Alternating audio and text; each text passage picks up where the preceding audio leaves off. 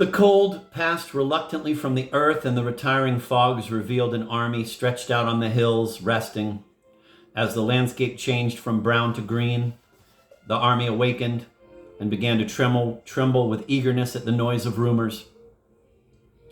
It cast its eyes upon the roads, which were growing from long troughs of liquid mud to proper thoroughfares. A river, amber-tinted in the shadow of its banks, purled at the army's feet. And at night, when the stream had become a sorrowful blackness, one could see across it the red eye-like gleam of hostile campfires set in the low brows of distant hills.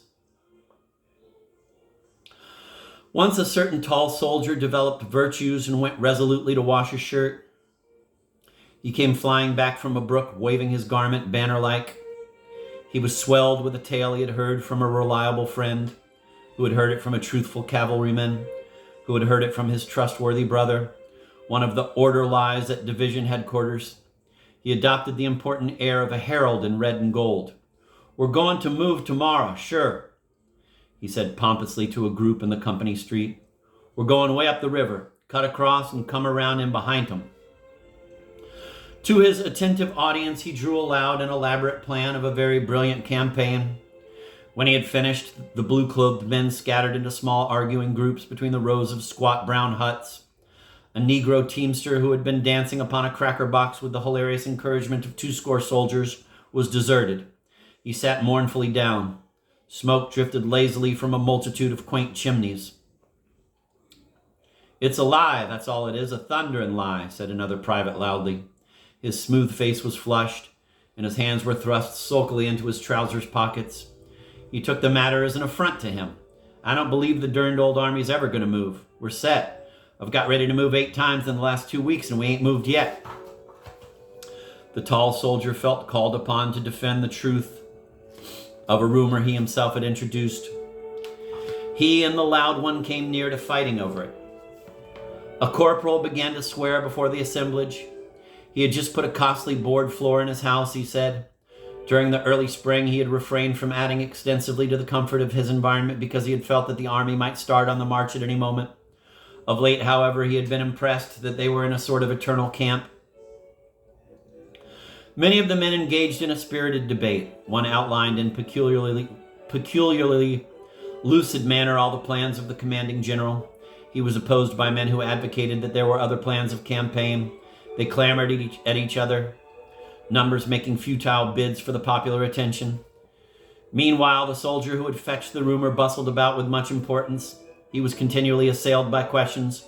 "What's up, Jim? The army's going to move." "Ah, what you talking about? How you know it is?" "Well, you can believe me or not, just as you like. I don't care a hang." There was much food for thought in the manner in which he replied. He came near to convincing them by disdaining to produce proofs. They grew much excited over it. There was a youthful private who listened with eager ears to the words of the tall soldier and to the varied comments of his comrades. After receiving a fill of discussions concerning marches and attacks, he went to his hut and crawled through an intricate hole that served it as a door. He wished to be alone with some new thoughts that had lately come to him. He lay down on a wide bunk that stretched across the end of the room. In the other end, cracker boxes were made to serve as furniture. They were grouped about the fireplace. A picture from an illustrated weekly was upon the log walls, and 3 rifles were paralleled on pegs. Equipments hung on handy projections, and some tin dishes lay upon a small pile of firewood. A folded tent was serving as a roof. The sunlight, without beating upon it, made it glow a light yellow shade. A small window shot an oblique square of whiter light upon the cluttered floor. The smoke from the fire at times neglected the clay chimney and wreathed into the room, and this flimsy chimney of clay and sticks made endless threats to set ablaze the whole establishment. The youth was in a little trance of astonishment, so they were at last going to fight. On the morrow, perhaps, there would be a battle, and he would be in it. For a time he was obliged to labor to make himself believe. He could not accept with assurance an omen that he was about to mingle in one of those great affairs of the earth. He had, of course, dreamed of battles all his life, of vague and bloody conflicts that had thrilled him with their sweep and fire. In visions he had seen himself in many struggles. He had imagined people secure in the shadow of his eagle-eyed prowess. But awake he had regarded battles as crimson blotches on the pages of the past. He had put them as things of the bygone, with his thought images of heavy crowns and high castles. There was a portion of the world's history which he had regarded as the time of wars, but it, he thought, had been long gone over the horizon and had disappeared forever. From his home, his youthful eyes had looked upon the war in his own country with distrust. It must be some sort of a play affair. He had long despaired of witnessing a Greek-like struggle. Such would be no more, he had said. Men were better or more timid. Secular and religious education had effaced the throat-grappling instinct, or else firm finance held in check the passions. He had burned several times to enlist. Tales of great movements shook the land. They might not be distinctly Homeric, but there seemed to be much glory in them. He had read of marches, sieges, conflicts, and he had longed to see it all. His busy mind had drawn for him large pictures, extravagant in color, lurid with breathless deeds. But his mother had discouraged him. She had affected to look with some contempt upon the quality of his war ardor and patriotism. She could calmly seat herself and with no apparent difficulty give him many hundreds of reasons why he was of vastly more importance on the farm than on the field of battle. She had had certain ways of expression that told him that her statements on the subject came from a deep conviction. Moreover, on her side was his belief that her ethical motive in the argument was impregnable. At last, however, he had made firm rebellion against this yellow light thrown upon the color of his ambitions. The newspapers, the gossip of the village, his own picturings had aroused him to an uncheckable degree. They were in truth fighting finely down there. Almost every day the newspapers printed accounts of a decisive victory. One night as he lay in bed, the winds had carried to him the clangoring of the church bell as some enthusiastic jerked the rope frantically to tell the twisted news of a great battle. This voice of the people rejoicing in the night had made him shiver in a prolonged ecstasy of excitement. Later he had gone down to his mother's room and had spoken thus: "Ma, I'm going to enlist." "Henry, don't you be a fool," his mother had replied. She had then covered her face with the quilt. There was an end to the matter for that night. Nevertheless, the next morning he had gone to a town that was near his mother's farm and had enlisted in a company that was forming there. When he had returned home, his mother was milking the brindle cow. 4 others stood waiting. "Ma, I've enlisted," he had said to her diffidently. There was a short silence. "The Lord's will be done, Henry," she had finally replied, and had then continued to milk the brindle cow.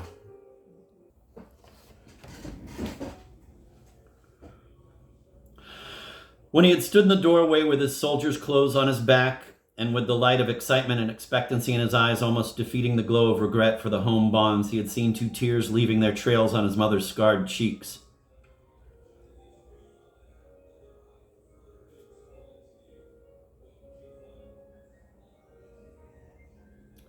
Still, she had disappointed him by saying nothing whatever about returning with his shield or on it.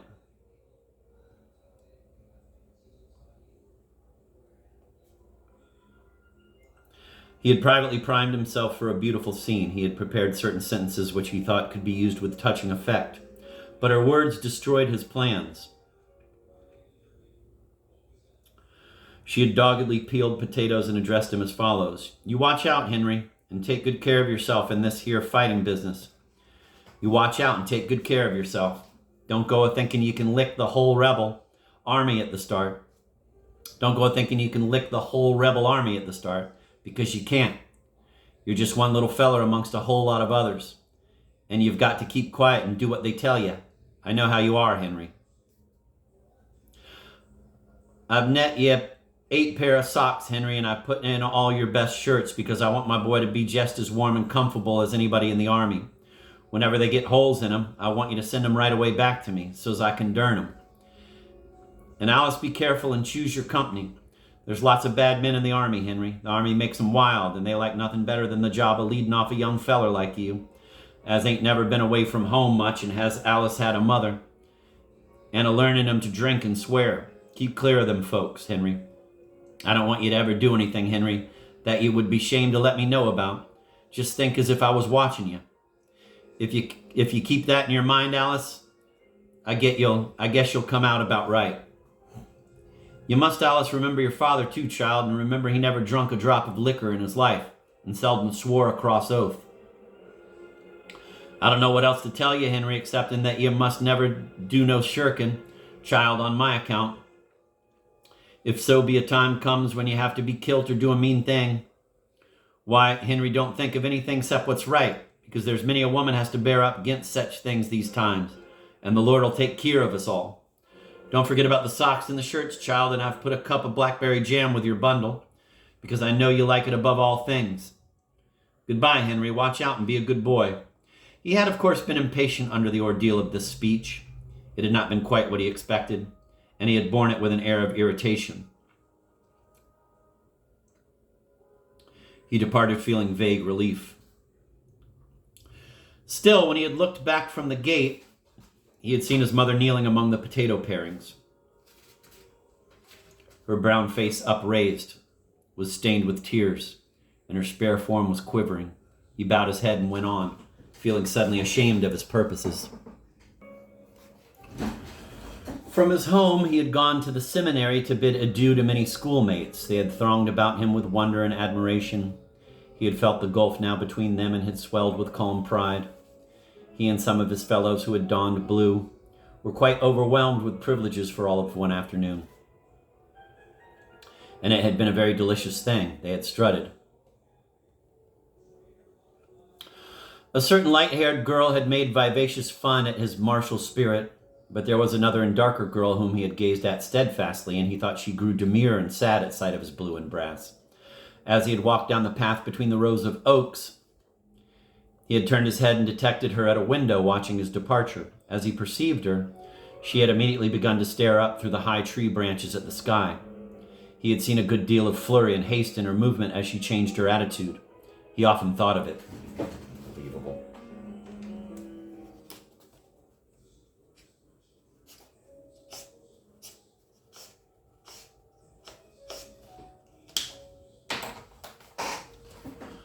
On the way to Washington, his spirit had soared. The regiment was fed and caressed at station after station until the youth had believed that he must be a hero. There was a lavish expenditure of bread and cold meats, coffee and pickles and cheese. As he basked in the smiles of the girls and was patted and complimented by the old men, he had felt growing within him the strength to do mighty deeds of arms. After complicated journeyings with many pauses, there had come months of monotonous life in camp. He had had the belief that real war was a series of death struggles with small time in between for sleep and meals. But since his regiment had come to the field, the army had done little but sit still and try to keep warm. He was brought then gradually back to his old ideas. Greek-like struggles would be no more. Men were better or more timid. Secular and religious education had effaced the throat-grappling instinct, or else firm finance held in check the passions.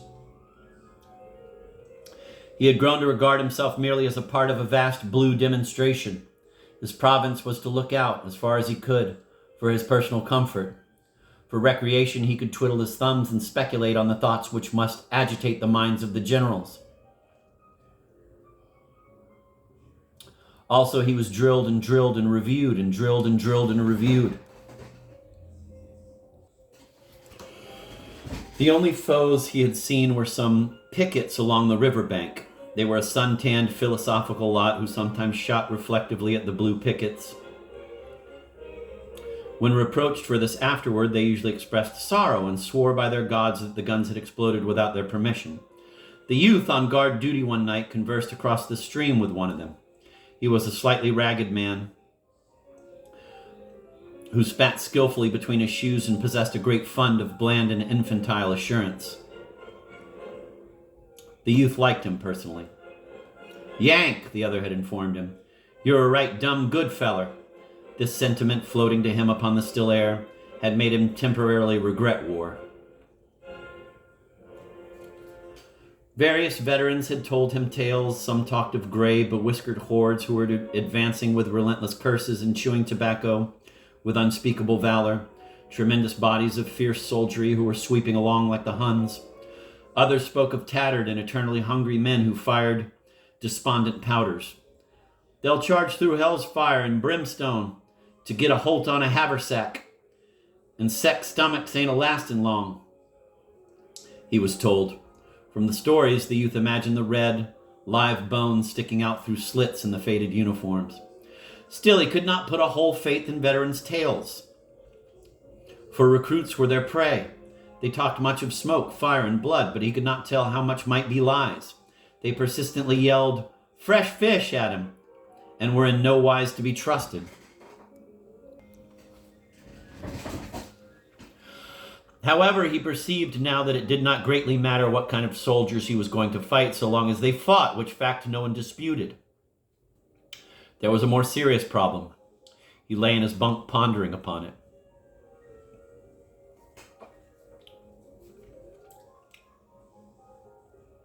He tried to mathematically prove to himself that he would not run from a battle. Previously, he had never felt obliged to wrestle too seriously with this question. In his life, he had taken certain things for granted, never challenging his belief in ultimate success and bothering little about means and roads.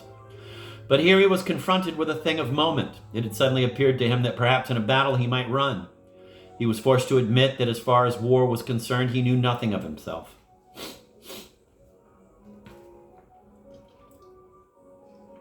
A sufficient time before, he would have allowed the problem to kick its heels at the outer portals of his mind.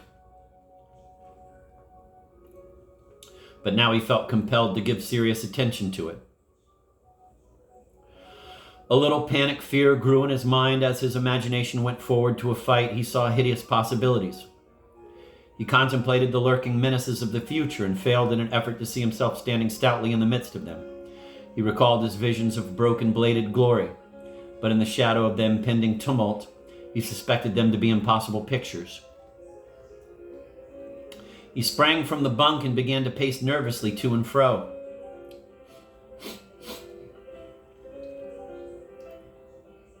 "Good Lord, what's the matter with me?" he said aloud. He felt that in this crisis his laws of life were useless. Whatever he had learned of himself was here of no avail. He was an unknown quantity. He saw that he would again be obliged to experiment as he had in early youth. He must accumulate information of himself, and meanwhile he resolved to remain close upon his guard, lest those qualities of which he knew nothing should everlastingly disgrace him. "Good Lord," he repeated in dismay. After a time, the tall soldier slid dexterously through the hole. The loud private followed. They were wrangling. "That's all right," said the tall soldier as he entered. He waved his hand expressively. "You can believe me or not, just as you like. All you got to do is to sit down and wait as quiet as you can. Then pretty soon you'll find out I was right." His comrade grunted stubbornly. For a moment he seemed to be searching for a formidable reply. Finally he said, "Well, you don't know everything in the world, do you?" "Didn't say I knew everything in the world," retorted the other sharply. He began to stow various articles snugly into his knapsack. The youth, pausing in his nervous walk, looked down at the busy figure. "Going to be a battle, sure, is there, Jim?" he asked. "Of course there is," replied the tall soldier. "Of course there is. You just wait till tomorrow, and you'll see one of the biggest battles ever was. You just wait." "Thunder," said the youth. "Oh, you'll see fighting this time, my boy. That'll be regular and out fighting," added the tall soldier, with the air of a man who was about to exhibit a battle for the benefit of his friends. "Ha," said the loud one from a corner. "Well," remarked the youth, "like as not this story'll turn out just like them others did." "Not much it won't," replied the tall soldier, exasperated. "Not much it won't. Didn't the cavalry all start this morning?" He glared about him. No one denied his statement. "The cavalry started this morning," he continued. "They said there ain't hardly any cavalry left in camp. They're going to Richmond or someplace, while we fight all the Johnnies. It's some dodge like that. The regiment's got orders too. A feller what seen 'em get to headquarters told me a little while ago, and they're raising blazes all over camp. Anybody can see that." "Shucks," said the loud one. The youth remained silent for a time. At last he spoke to the tall soldier. "Jim, what? How do you think the regiment'll do?" "Oh, they'll fight all right, I guess, after they once get into it," said the other with cold judgment. He made a fine use of the third person. "There's been heaps of fun poked at 'em because they're new, of course, and all that, but they'll fight all right, I guess." "Think any of the boys will run?" persisted the youth. "Oh, there may be a few of them run, but there's them kind in every regiment, especially when they first goes under fire," said the other in a tolerant way. "Of course, it might happen that the whole kit and caboodle might start and run, if some big fighting came first off, and then again they might stay and fight like fun. But you can't bet on nothing. Of course, they ain't never been under fire yet, and it ain't likely they'll lick the whole rebel army all to once the first time, but I think they'll fight better than some, if worse than others. That's the way I figure. They call the regiment fresh fish and everything, but the boys come of good stock, and most of them will fight like sin after they once get shooting," he added with a mighty emphasis on the last 4 words. "Oh, you think you know," began the loud soldier with scorn. The other turned savagely upon him. They had a rapid altercation in which they fastened upon each other various strange epithets. The youth at last interrupted them. "Did you ever think you might run yourself, Jim?" he asked. On concluding the sentence, he laughed as if he had meant to aim a joke. The loud soldier also giggled. The tall private waved his hand. "Well," said he profoundly, "I thought it might get too hot for Jim Conklin in some of them scrimmages. And if a whole lot of boys started and run, why, I suppose I'd start and run. And if I once started to run, I'd run like the devil and no mistake. But if everybody was a standing and a fighting, why, I'd stand and fight. Be Jiminy, I would. I'll bet on it." "Ha," said the loud one. The youth of this tale felt gratitude for these words of his comrade. He had feared that all of the untried men possessed a great and correct confidence. He now was in a measure reassured.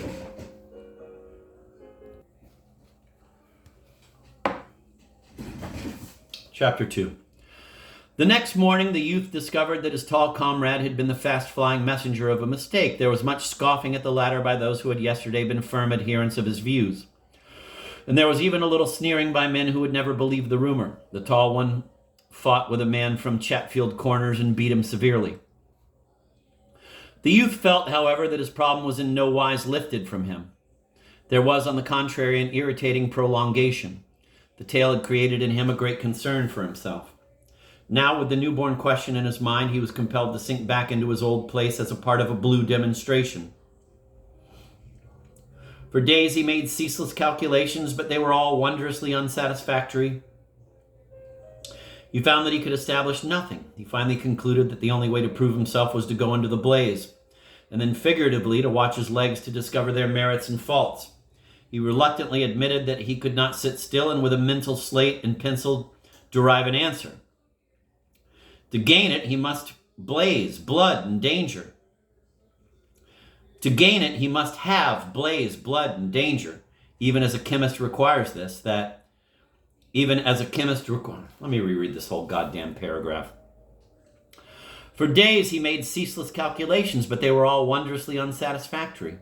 He found that he could establish nothing. He finally concluded that the only way to prove himself was to go into the blaze, and then figuratively to watch his legs to discover their merits and faults.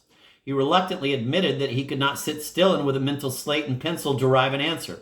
To gain it, he must have blaze, blood, and danger, even as a chemist requires this, that, and the other. So he fretted for an opportunity.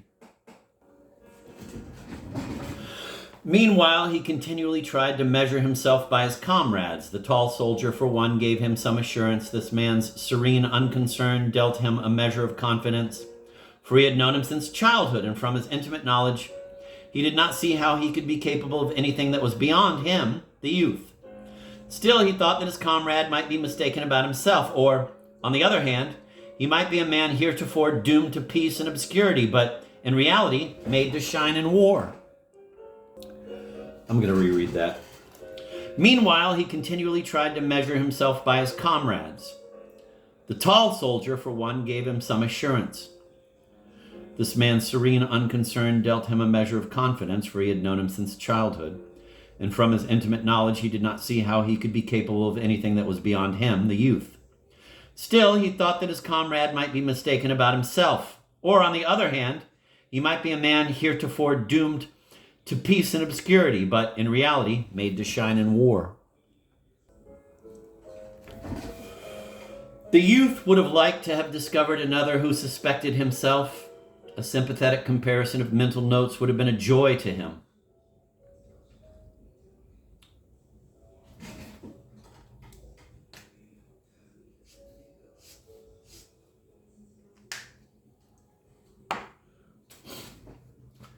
He occasionally tried to fathom a comrade with seductive sentences. He looked about to find men in the proper mood. All attempts failed to bring forth any statement which looked in any way like a confession to those doubts which he privately acknowledged in himself. He was afraid to make an open declaration of his concern because he dreaded to place some unscrupulous confidant upon the high plane of the unconfessed, from which elevation he could be derided. Sorry, I have to read that again. He occasionally tried to fathom a comrade with seductive sentences. He looked about to find men in the proper mood. All attempts failed to bring forth any statement which looked in any way like a confession to those doubts which he privately acknowledged in himself. He was afraid to make an open declaration of his concern because he dreaded to place some unscrupulous confidant upon the high plane of the unconfessed, from which elevation he could be derided. In regard to his companions, his mind wavered between two opinions.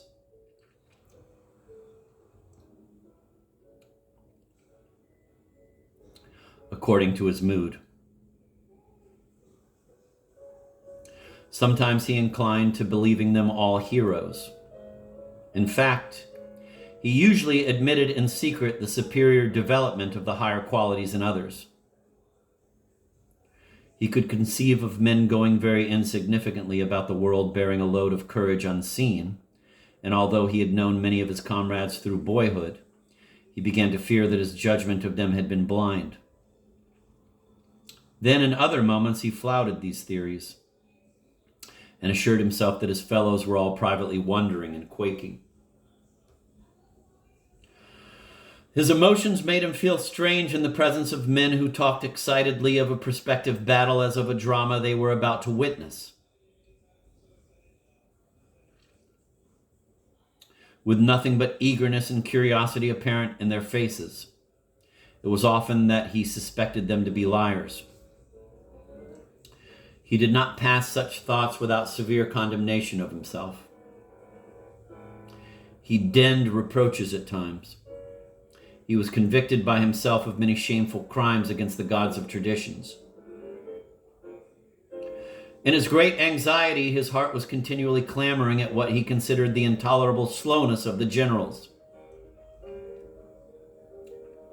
They seemed content to perch tranquilly on the riverbank and leave him bowed down by the weight of a great problem. He wanted it settled forthwith. He could not long bear such a load, he said.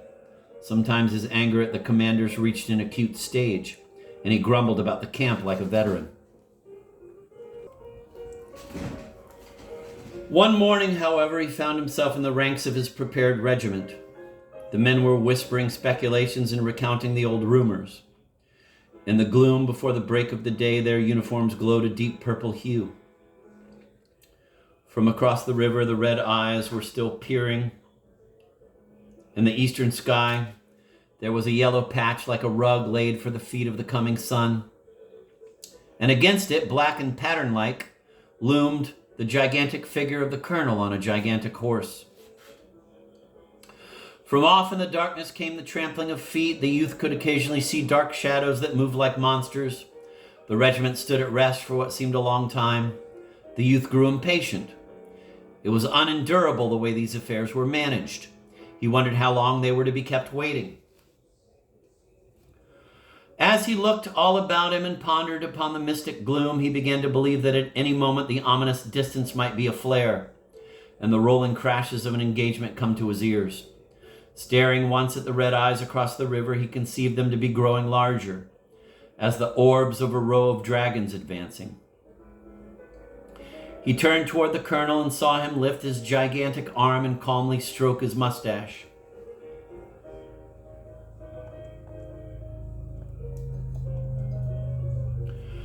At last he heard from along the road at the foot of the hill the clatter of a horse's galloping hoofs. It must be the coming of orders. He bent forward, scarce breathing. The exciting clickety-click, as it grew louder and louder, seemed to be beating upon his soul.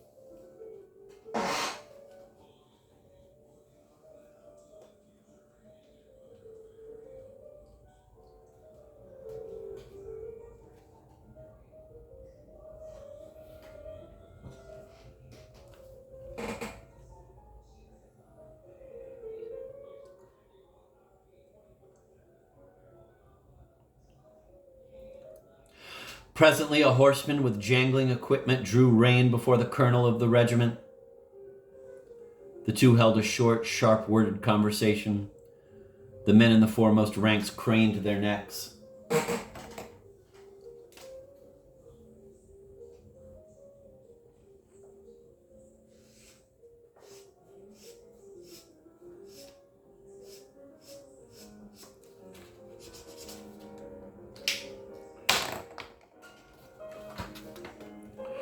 As the horseman wheeled his animal and galloped away, he turned to shout over his shoulder, "Don't forget that box of cigars!" The colonel mumbled in reply. The youth wondered what a box of cigars had to do with the war. A moment later, the regiment went swinging off into the darkness. It was now like one of those moving monsters wending with many feet. The air was heavy and cold with dew. A mass of wet grass marched upon rustled like silk. There was an occasional flash and glimmer of steel from the backs of all these huge crawling reptiles. From the road came creakings and grumblings as some surly guns were dragged away. The men stumbled along, still muttering speculations. There was a subdued debate. Once a man fell down, and as he reached for his rifle, a comrade, unseeing, trod upon his hand.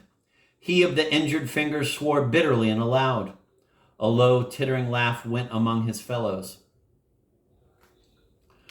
Presently, they passed into a roadway and marched forward with easy strides. A dark regiment moved before them, and from behind also came the tinkle of equipments on the bodies of marching men.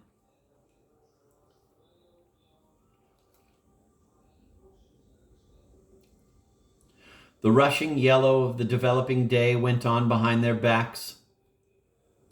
When the sun rays at last struck full and mellowingly upon the earth, the youth saw that the landscape was streaked with two long, thin, black columns, which disappeared on the brow of a hill in front and rearward vanished in a wood. They were like two serpents crawling from the cavern of the night. I'm going to reread that. The rushing yellow of the developing day went on behind their backs. When the sun rays at last struck full and mellowingly upon the earth, the youth saw that the landscape was streaked with two long, thin, black columns which disappeared on the brow of a hill in front and rearward vanished in a wood. They were like two serpents crawling from the cavern of the night. Damn. The river was not in view. The tall soldier burst into praises of what he thought to be his powers of perception.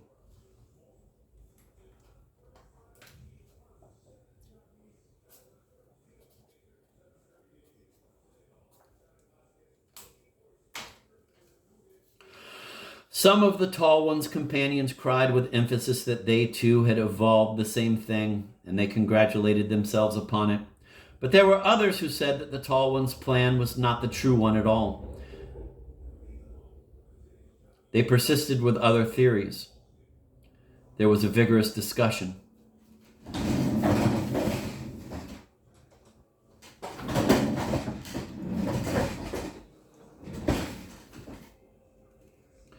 The youth took no part in them. As he walked along in careless line, he was engaged with his own eternal debate. He could not hinder himself from dwelling upon it. He was despondent and sullen, and threw shifting glances about him. He looked ahead, often expecting to hear from the advance the rattle of firing. But the long serpents crawled slowly from hill to hill without bluster of smoke. A dun-colored cloud of dust floated away to the right. The sky overhead was of a fairy blue. The youth studied the faces of his companions, ever on the watch to detect kindred emotions. He suffered disappointment, some ardor of the air which was causing the veteran commands to move with glee. Almost with song, had infected the new regiment. The men began to speak of victory as of a thing they knew. Also, the tall soldier received his vindication. They were certainly going to come around in behind the enemy. They expressed commiseration for that part of the army which had been left upon the riverbank. felicitating themselves upon being a part of a blasting host.